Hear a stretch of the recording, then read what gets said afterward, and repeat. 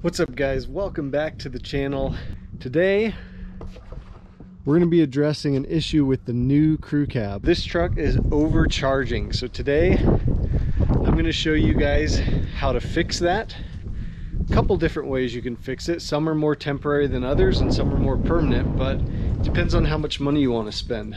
Also, before we get into that, if you are new here, make sure to subscribe. We've got a ton of awesome projects on the channel. We have two first-gen crew cabs, both Cummins swapped. One's a P pump, one's a VE pump, one's a manual transmission, one's an automatic. Awesome projects there. We also have my 1978 CJ5 Army Jeep.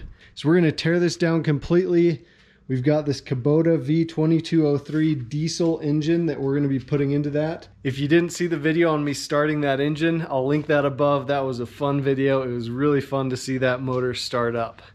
Also, I do a lot of dirt biking, got my XR400, my kids have a KLX 110, and my neighbor just gave me this CR80 for free, and we're going to be rebuilding that motor completely, putting that back together, and seeing if we can get that running too. So we've got tons of projects going on the channel, so make sure you subscribe. But without further ado, let's get addressing this charging issue.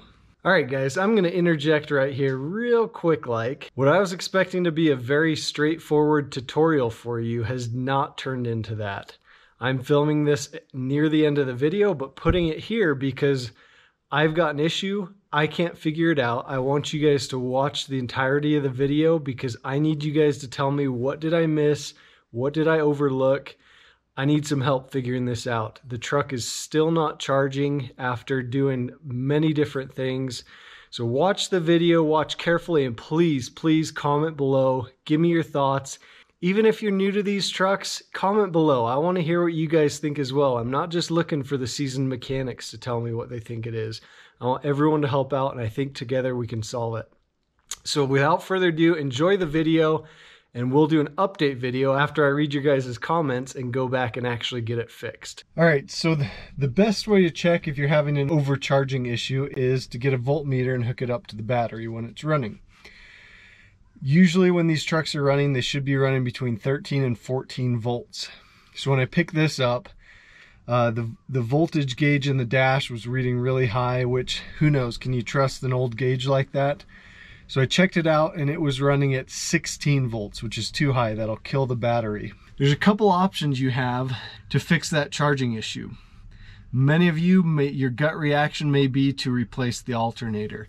Typically on these trucks, that's not the issue. So the first option is to run an external voltage regulator. This truck has already been converted to run an external voltage regulator. The advantages of running this is it tends to do a good job of regulating the voltage from the alternator to the battery. The other advantage is this is very cost effective. An external voltage regulator costs around $20. The disadvantage is typically doing it this way, those voltage regulators don't last long, so you should always have one or two spares in your glove box because when it craps out, you need to replace it right away so you don't screw up your battery. The next option is what we're going to do today. I'm going to be converting this system from the external voltage regulator to what's called the Transpo 8315.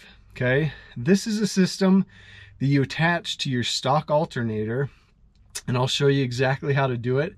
This costs $40 to $45, and this is kind of the tried and true way of fixing the voltage regulation issue. So we'll install that today and then check the voltage afterwards and see how it is. The last and most expensive method to fix the voltage regulation issue is to buy a new alternator, but the best option is what's called a GM one-wire alternator. Now this is a great option, very simple, it does the trick very well. The problem is it costs almost $500 to do that. So if you've got that kind of money and you can throw that into a new alternator, go ahead and do it. I advocate for this Transpo 8315 part. So like I said, when I picked up this truck, it was running at 16 volts. So we could simply replace the external voltage regulator and it would probably fix it. But again, that's a very temporary fix. Let's install this Transpo part and I'll show you the part number and a link down below where to buy this from. and we'll see if this fixes the charging issue. Here's the progress update. So I got it all installed in the truck right here. We're in the garage now because it's nighttime. I took a little break. Got it all installed, turned the truck on, and it was not charging. It was at 12.4 volt, which that's basically the static state of the battery. So it wasn't charging. So I wondered, okay, maybe it's the alternator. So I pulled it out, pulled my TransPro piece off, took it down to O'Reilly to buy a new alternator, and they tested this one and it tested fine. Here you can see passed for everything. Voltages are all fine. So I'm gonna hook my TransPro thing back up, throw it back in there, do a little more diagnostic. As soon as I get it figured out and exactly how it's supposed to be, I'll let you guys know. But this is a good lesson learned. Just know that I'm not perfect in what I'm doing either. I do have to do some trial and error, do some diagnostics, figure things out. Everything doesn't just fall in my lap as far as these projects go, like the videos may make it seem. So I do have to struggle through it sometimes. So we'll figure this out. I'll catch back up with you in just a minute. Still no luck. I got the alternator all hooked back up. The TransPro in there as well. Started up, it's still at 12.4 volts. So what that means is I need to do a little more research. So I'm going to spend probably a couple hours tonight reading the forums, trying to figure this out. And tomorrow, hopefully we'll get it running, get it charging, and I can teach you guys exactly how to hook it up. So we'll catch up with you guys tomorrow. Welcome back, guys. It's the next day. I have a smile on my face today because I think I figured out what the issue is and how to fix it. So we're gonna do that. So like I told you guys, he had the external voltage regulator running. That has its own harness, which I didn't realize. So that harness for that external voltage regulator comes around, comes down here, and that is what these two wires are that were hooked to the alternator. And I didn't realize that. I thought this was part of the original wiring harness. The original wiring harness is right here. You've got the power source hooked here to the back, and then this one goes here for a ground. And then there should be an eyelet here and here. This bottom one is for keyed power, and the other one is one that we shouldn't have to use, but these were cut off when it was switched over to the external voltage regulator. So through some research, I found that the keyed power is this blue wire right here. So what we'll do is we will cut this blue wire right here, add an eyelet to it, and run it straight to this lower terminal here, which is the keyed power terminal. And then we should be good to go. So for this terminal, all we have is the green wire from the TransPro. On this terminal, we have the orange wire from the TransPro, and we need the blue wire from the stock harness. Then we still have the power wire down here and the ground wire coming right here to this stud. So I'm going to do that real quick, and that should fix our problem. Now I'm going to treat this as a temporary fix because there's a connector right here for that portion of the harness. So I'm going to see if I can source just this portion of the harness and just replace that whole portion so I can use the actual terminal ending on here that was cut off on this harness. But if I can't find that, that's fine. It'll be fine just to run it straight from here. If I wanted to, I could run a wire from any keyed power source, whether that's the radio or really anything that turns on when the key turns on, and I could run it straight to this terminal. That's a little too hackish for me, so I'm going to run it straight off of this one, but technically I could do it that way. So let me wire that up. I'll show you guys what that looks like, and then we'll start it up and see if it will charge. So let's hope for the best here.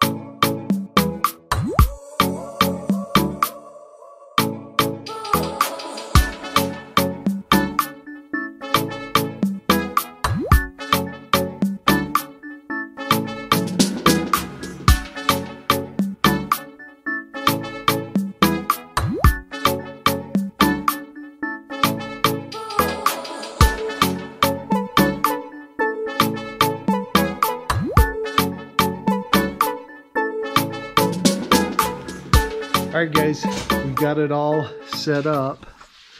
See if I can give you a good view of it. So this is that wire. I tapped into the blue wire, ran it to this bottom post, which is keyed power. I've got the 12 volt power wire still going to the back of the alternator right here. Got the ground coming right here. So this whole harness, I'm going to rip it all out. That'll be this. That'll be the external voltage regulator with that harness, and I'm sure it goes over to the battery. So the moment of truth, let's fire it up and take it for a drive. We'll fire it up and see if it's charging first. I fired it back up, threw the voltmeter on it, and it's still charging low. So I'm positive I have this put in here right. My next suspicion is the fusible link for the alternator. So if you've watched my fusible link delete video, you know there's a fusible link specific to the alternator. I'll link it above. So here's how we're going to diagnose that. We need to test continuity from the battery to the power on the alternator. Okay, so what I've got here,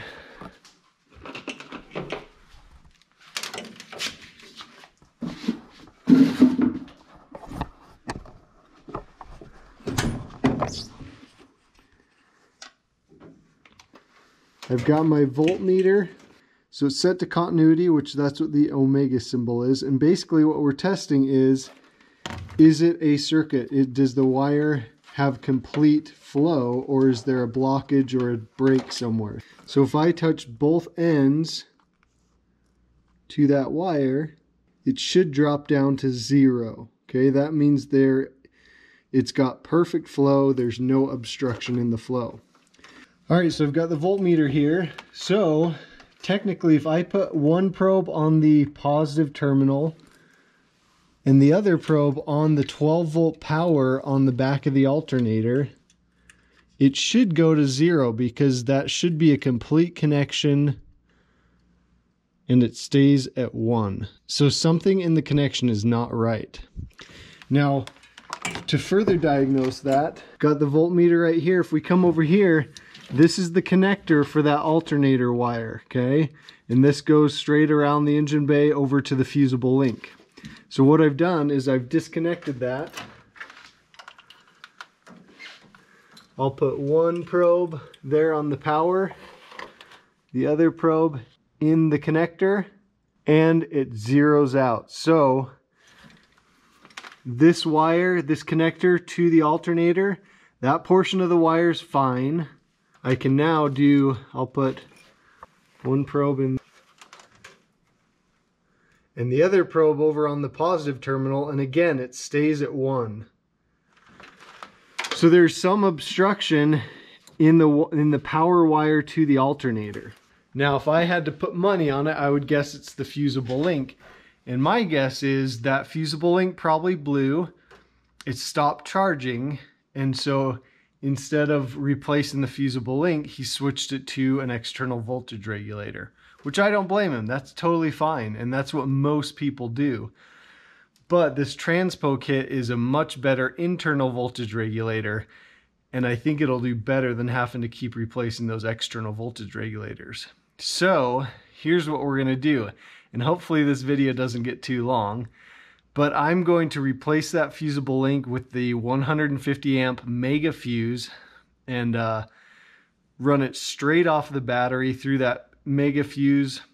And then when we get around to deleting the fusible links, we'll clean it up a little bit. But for now, that should work perfectly. So I'm going to have to order that part, get some heavier gauge wire, and run that wire. And by then, we'll be able to tell if that is our issue or not. So stand by. Again, this video might get a little long. It's going to take me over a couple days because I've got to order that fuse and the fuse block holder, but that should be the solution to our problem. All right guys, it's a few days later, back out in the garage. I took the old harness out for the external regulator just to clean things up. So that's gone. And I went to Napa, picked up 11 feet of 6 gauge wire. So we're going to run a whole new line to that alternator And I'll show you exactly how we're going to do it. We're going to have that 150 amp fuse there in the fuse block, which is going to take place of the old FUSIBLE link. So let's get into it. If it's not charging, this is going to turn into the second SOS video where I'm going to be asking for your guys' help. So hopefully it doesn't resort to that, but let's try it out. So this is the Blue Seas safety fuse block. Open it up. Really cool unit. So this is nicer than the one I use for the alternator fuse on my truck. Got a 150 amp fuse. Now on my truck I ran 175 amp, but that I ordered that one, but it won't be here till Friday. So for now we're gonna run 150 amp. I've heard of people running as low as 100 amp for the alternator, so we should be fine with this. So how this works, we've got these nuts right here. Take those off, put our 150 amp fuse there.